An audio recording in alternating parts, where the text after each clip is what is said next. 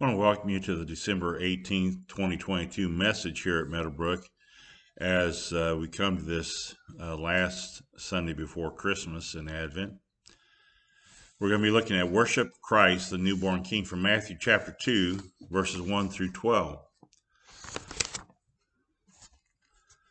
For the past 112 years, Hallmark Company out of Kansas City, Missouri, has been producing cards for almost every holiday and occasion imaginable.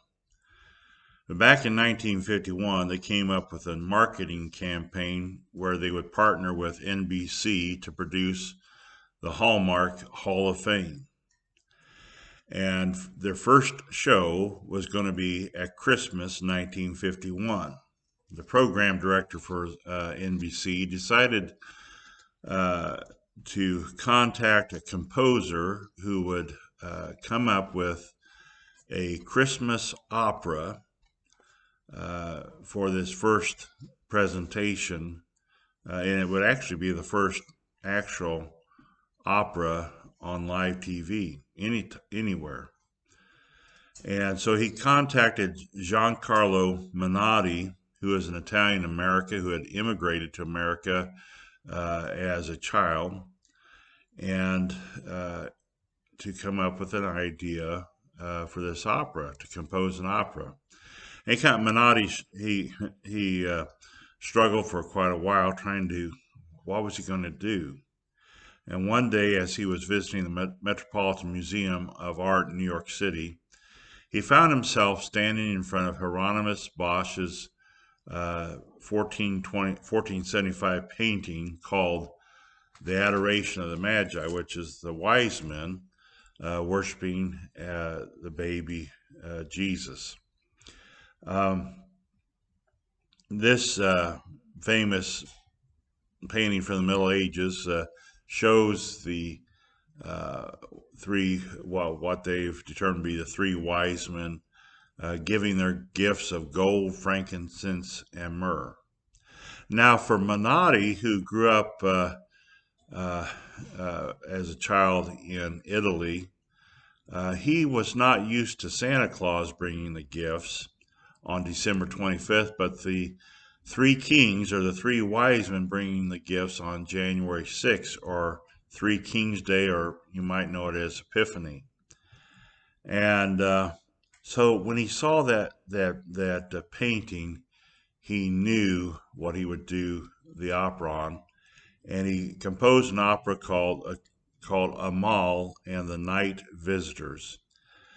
This opera became, of course, the first Hallmark Hall of Fame presentation. Now there's like 3 or 4 Hallmark channels, that run Christmas specials that I don't think they really have ever even talk about Christ's birth. But Amahl and the Night Visitors tells the story of a shepherd boy who is crippled, disabled, who lives outside of Bethlehem with his mother, who is a very poor widow outside of Bethlehem. And then one night, a bright light appeared, and shortly thereafter, there were 3 visitors, three kings who come to visit. They're on their way. They say that they're trying to find the newborn king, and they need some place to stay. And so Amahl's mother allows him to stay, but she sees one of the wise men's gift a box filled with gold, and she thinks, if I can just have some of that gold, I'll be able to take care of Amahl. And so during the night, while the wise men are sleeping, she goes and takes some, but she is caught in the midst of stealing the gold. And at that point, they tell her that, you can keep that gold if you want, but they were giving it to the Messiah, whose star they had followed there. And all of a sudden, when she realizes that she doesn't deserve that gift, she returns the gift of gold, and Amahl the little boy is touched as well, and he says, what can we really give? What can I really give the king? And he decides that he will give the king his crutch. And when he gives the crutch to the wise men to take to Jesus, instantly the boy in this story is healed. Well, this opera became an annual hit long before they were showing A Christmas Carol or A Wonderful Life each year, or all the normal ones they show now. Amal and the Night Visitors became an annual show on Christmas Day on NBC, or Christmas Eve rather. Of course, this is a totally fictitious story about the wise men or the Magi. It never happened. But the adoration, the worship of the Magi, the worship of the wise men is real.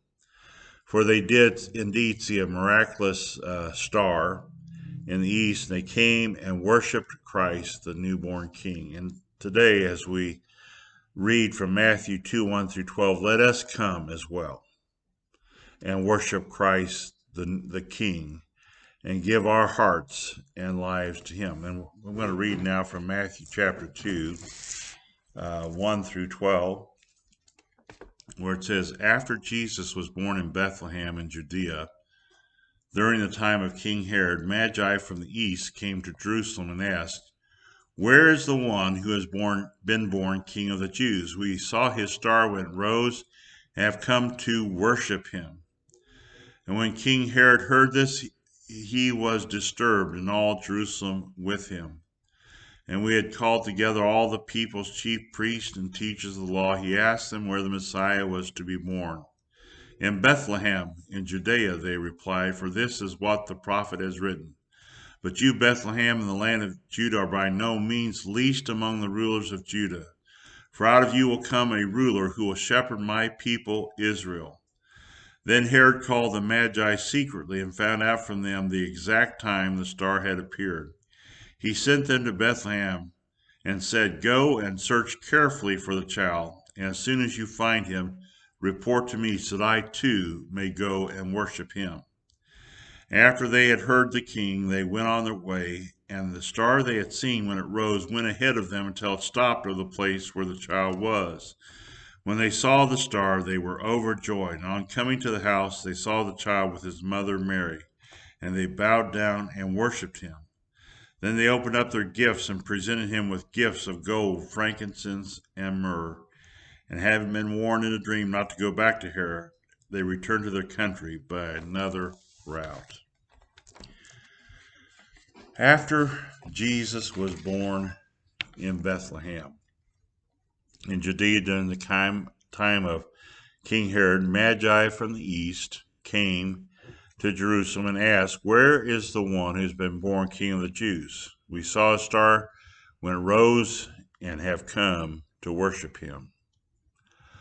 Now, in the Christmas pageant growing up, I always seemed like I always got the role of playing the shepherd. Never an angel, never Joseph, never the wise men or King Herod or anyone like that, a shepherd. I never got to wear the royal robes or wear a tinfoil crown or carry the box filled with gold, frankincense, and myrrh. But as we take this journey today, folks, we can all be wise men and women. We can be the Magi and we can kneel down before Jesus today and worship the King. Now, there's much misinformation about the Magi or the wise men that has not risen out of the Bible, but out of tradition. We sing, for example, we three kings of Orient are, bearing gifts we travel afar. But we don't know that there were three. In fact, early on, many of the early Christians spoke of there being 12 wise men. I guess for the 12 days of Christmas between December 25th and January 6th, and the giving of the gifts each day, it just kind of fit their story. But we don't know the number. As a matter of fact, there's probably in such a procession, there were probably a significant amount for safety and perhaps just because they were traveling, as an official delegation, perhaps from the east, there would be many more. I can almost guarantee you than three. It says we three kings. We don't know that they were kings. More, they may have been representatives as wise men or the magi of coming as dignitaries representing the kings, but more than likely they weren't kings. And then it says we three kings of Orient. They did come from the east, but not that far east. More than likely, in fact, the Magi were from an area called Parthia, which is part of the Mede and Persian Empire. Just think Iran. And so they also, of course, the three kings thing comes from the three gifts. But around 500 AD, somebody came up with the idea of their names of Gaspar, Balthasar, and Melchior, and that they represented the three different continents there in the Roman Empire. Again, that's totally made up. There's no biblical basis for that. But in 1164, as the tradition of the wise men continued to grow, Frederick I, King of Germany, he declared that he had found the three skulls of the wise men with their eyes still in them, and their eyes had a fixed gaze, he said, towards Jerusalem or towards Bethlehem. And he took the three skulls and he made a shrine for them in the cathedral at Cologne. The three wise men, were probably representatives on the behalf of the kingdom that they represented. They were probably Parthians, which were a group that had originally tried to take over the Medes and the Persians, but they were defeated, but they became a kind of a subservient group within the Persian Empire there in Iran. And amongst the Parthians, there was a group called the Magi. In fact, in the NIV, it doesn't have wise men, but has Magi. And the Magi had developed around 700 years before Christ was even born. They're in Persia, in Babylon. They were wise men. They were, in fact, they were followers of a man named Zoroaster that had, taught that there's only one God, and they offered sacrifices. But their big thing was studying the stars, astronomy, trying to interpret religious significance from what they saw in the night sky. They studied ancient texts of different religions, and as we find out, they also, because the Israelites, the Jews, were there in Babylon for such a long time, they also were familiar with the Hebrew Bible. And we find a lot about what we know about the Magi from the book of Daniel. In fact, Daniel is put in charge of the Magi. He is put over the Magi, even though he didn't worship Zoroastrianism, but he was an interpreter of dreams. We find when Nebuchadnezzar, that you might be familiar from the Bible, when he came to defeat Jerusalem, he had one of the Magi with him. I think his name was Nabopolassar or something like that. but he was the chief of the Magi. So we even see that, I think, in the book of Kings. And the Magi, that originally started out as a religious group, they were, they interpreted dreams. And of course, we read a while ago that they are warned in a dream when Herod to go back by another route and not go back the same way they came. And but you find Daniel interpreting in a dream that Nebuchadnezzar had that these magi couldn't interpret. And so when Daniel not only interpreted that dream but other dreams, they made him in charge of all the wise men of Babylon. And perhaps it's there that the Magi first maybe came into contact with Daniel's prophecy about the coming of Messiah, and also the prophecies from the book of Numbers about the star. And here they come, it says, to Jerusalem, and they're asking around, where is the one who has been born King of the Jews? We saw his star when it first arose in the east, and we've come here looking for the one born King of the Jews. And the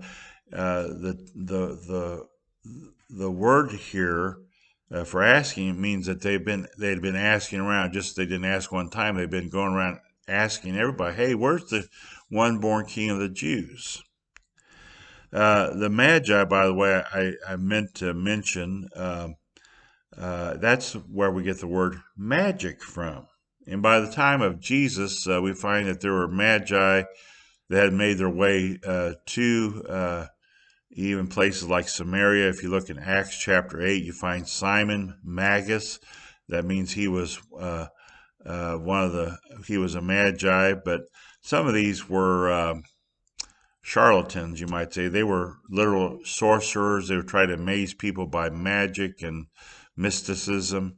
We find in Acts 13, Elymas, another Magi type character that was, trying to find out more about the Christ.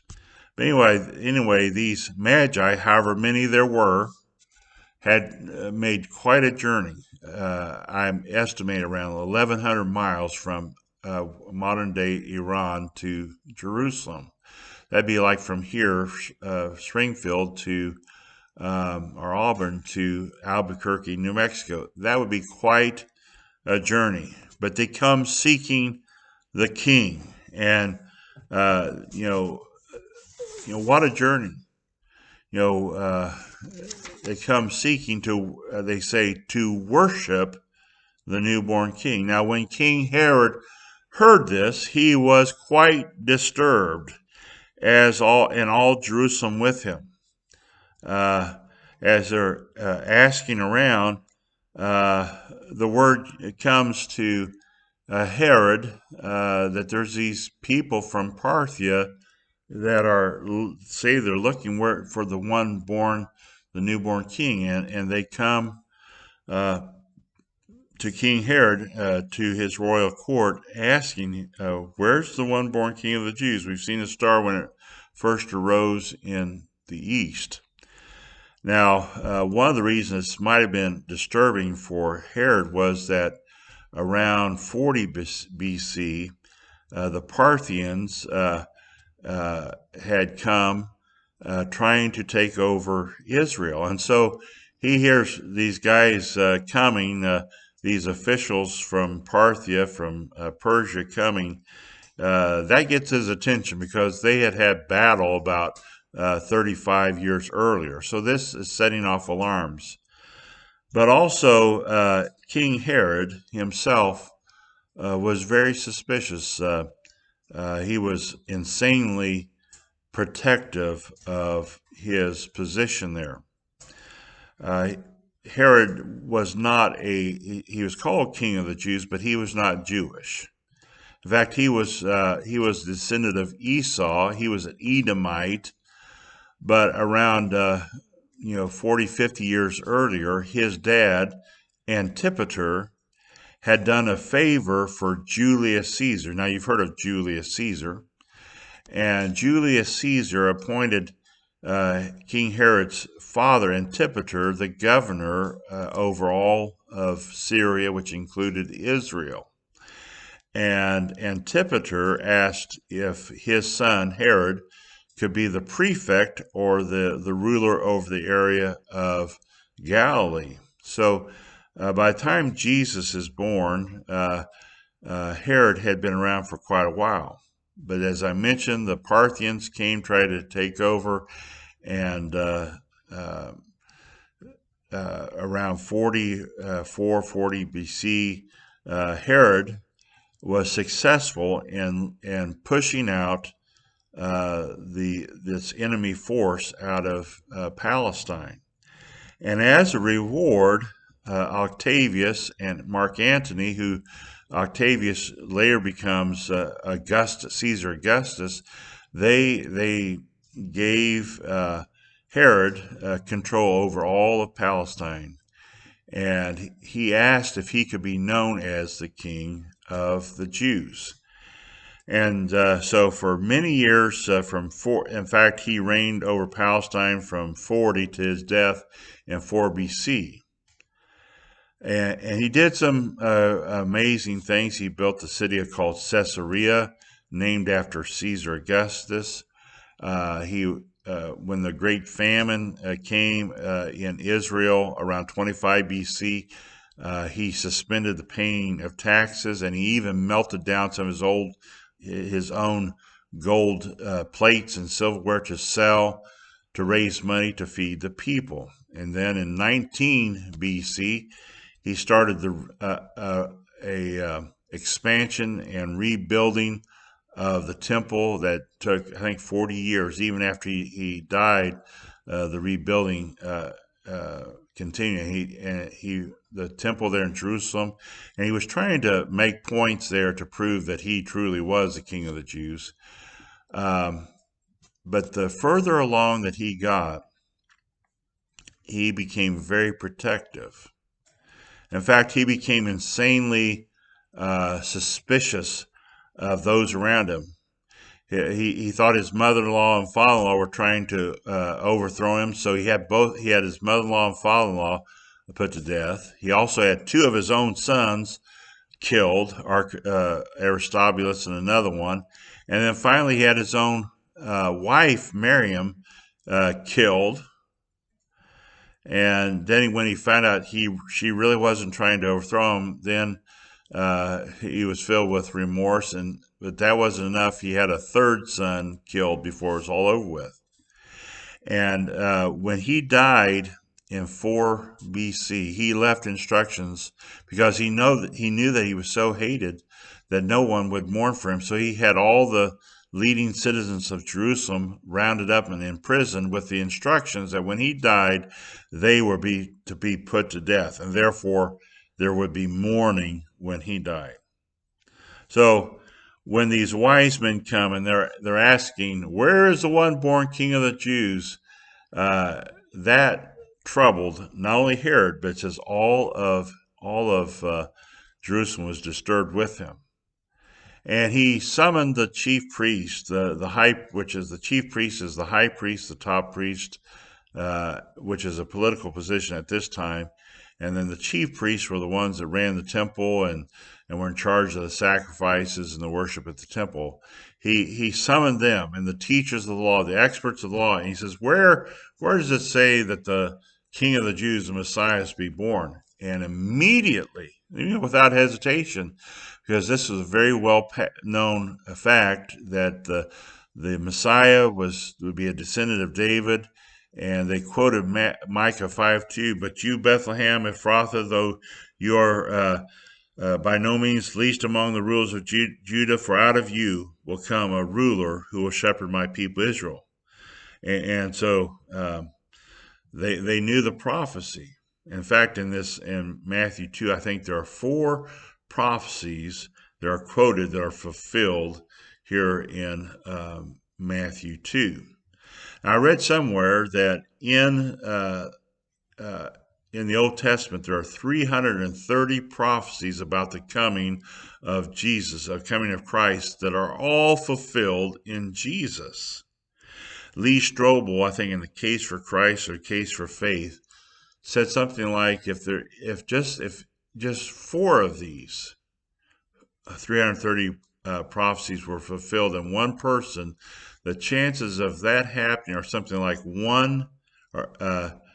are 1 to 80 to the 10th power. So it's like 1 out of 10 followed by 80 zeros, whatever that would be. It's you would you would have much greater chance of being struck by lightning than any one person fulfilling just four of these prophecies. Yet Jesus fulfills them all. These wise men, they come seeking Jesus, and this disturbs King Herod because only he wants to be king. He doesn't want to worship the king, but rather to kill the king. And I wondered about these chief priests, and why aren't they? They should have said, "What? He's been born." They should have been out looking for him themselves, but they just they're more interested in their religion than finding the real king of the Jews. Or maybe they were afraid. I don't know. But King Herod, after the chief priests are gone, he summons the Magi, the wise men, to come to him again, and he says he asks them about when the star appeared, and he says, when you find him, come back and report to me so that I too may worship him. Of course, we know from later in the chapter that was the last thing he wanted, was to worship Jesus. He wanted to kill any competitor that would be known as King of the Jews. Now, according to the Roman historians Tacitus and Suetonius, and also Josephus, there was a worldwide expectation that was widely reported that there would be one that would be born in Judea that would become a worldwide ruler. So when King Herod hears this, he is very disturbed. It has his attention, and he feigns interest that he wants to come and worship the baby too, but really wants to kill him. I like to refer to King Herod as the Grinch. But this morning, I would hope, as you're watching this video, whatever time you're watching this, that we would be anything like King Herod. That would be more like these magi that were seeking the king, seeking to truly worship him. We find that those seeking to worship the newborn king, that they will joyfully find him. And, the truth is today, there are some who have no interest in finding Jesus. They would rather that Jesus his remains still be in the tomb, and that he didn't, or that he never existed. But the fact is that if you seek him, you'll find that Jesus truly is the King of Kings and Lord of Lords. And even today, if you seek him, you will find him. And we find the wise men, they went on their way. And after this, it says the star that they had seen when it rose went ahead of them until it stopped over the place where the child was. Now, there's been much conjecture about what this star was, and actually the word for star here, the Greek word aster, it means star, but it can also mean bright light or meteor or anything. It just, it's not necessary, it has to be a star. But we translate it as star, and whatever it was very bright. Some say they think it was a lining up of of Saturn and Jupiter, or others say it was a comet that traveled by, and that's what the Magi saw. Others say it was like a supernova. They think it's a supernova, um, or the actual appearing of a new star. The Chinese, I thought this was interesting, around a report there being something like a supernova for a period of 70 days between 5 and 4 BC. And I say, that's interesting. Now, not only do we have a prediction that the wise men may have been familiar with from Numbers chapter 24, verse 10, which says, where Balaam, the prophet, says, I see a star coming out of Jacob, a scepter, that will not depart from Jacob. But there's not just Numbers 24. In Isaiah 60, verse 1 says, arise, shine, your light has come. And in verse 3 of Isaiah 6 says, the nations will come to that light. And furthermore, that kings from the nation will bring gifts to you. Now, this is where, again, that some, refer to the wise men as king, or the Magi as king, but probably they were representatives of these kings of the East, these Magi, because we do have the term Magi, and the Magi were not kings themselves, but representatives of kings. Another thing, Isaiah 9:1 says, land of Zebulun and Naphtali, the people walking in darkness have seen a great light. We don't know exactly what the Magi saw, but it was representing the coming of the king. I mean, you even think of in the Old Testament, whenever God's glory appeared, there was a bright light or fire. You have the people of Israel coming out of Egypt, led by Moses. They were guided by a pillar of cloud by day and a pillar of fire by night. Brightness, extreme brightness. When Moses got the Ten Commandments, bright fire came down on the top of Mount Sinai. When the day that Jesus was born, that night, it says the angel of the Lord appeared to them, and the glory of the Lord shone brightly around them. So we have the appearance of a bright light that could have been interpreted as a star, or maybe even was indeed an actual star. And it guides these wise men on this couple months long journey, at least, to Jerusalem. And they come, it says after they left, Herod, the star that they had seen rise in the east, went ahead before them and stood over the house where the child was. Now notice it says house, not a barn, not a cave, not a manger even, but a house. So time had went by. And when it says there, when they, on coming to the house, when they saw the star, they were overjoyed. In fact, they were filled, the word here, they were filled with great joy. And I mean, these guys came a long way seeking the king. And when they saw the star and they saw where he was, they were overjoyed. I want to tell you that if you will seek, you're looking for real joy in your life, you don't have to follow the star. You can read here, you find that Jesus did come. You can find Jesus today. You can know that the King was born, and when you seek him, and you will find him, and you will be filled with extreme great joy. I always enjoy that song, Joy to the World, the Lord has come. If you trust in him today and seek him, you'll find great joy. And they came to the house, and they see the child and his mother Mary, and they bowed down and worshiped him. Christmas is definitely a time of giving of gifts, isn't it? To one another. but it's really the recognition of the greatest gift that God sent his son, the King, the newborn King, who gave his all for us, Jesus Christ. Now, these religious priestly leaders, these magi came and they humbled themselves. They bowed down and they offer, they fall on the ground before him and they worship Jesus as king.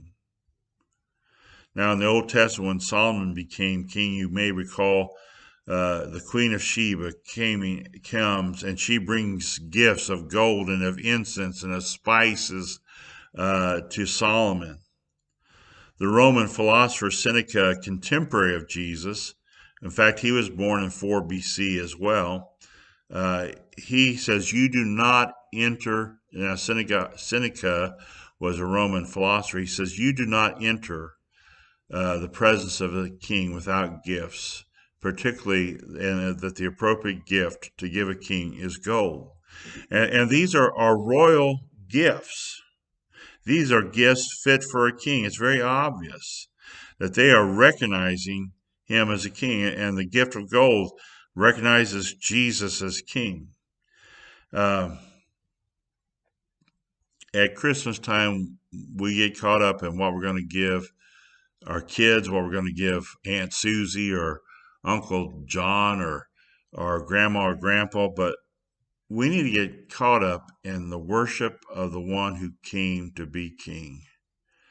And we need to give of ourselves to him. They gave their very best, the gifts of gold. I mean, gold is something like $2,000 an ounce today. It's the king of metals, and they gave him the very best gift. And they gave him also gifts of frankincense.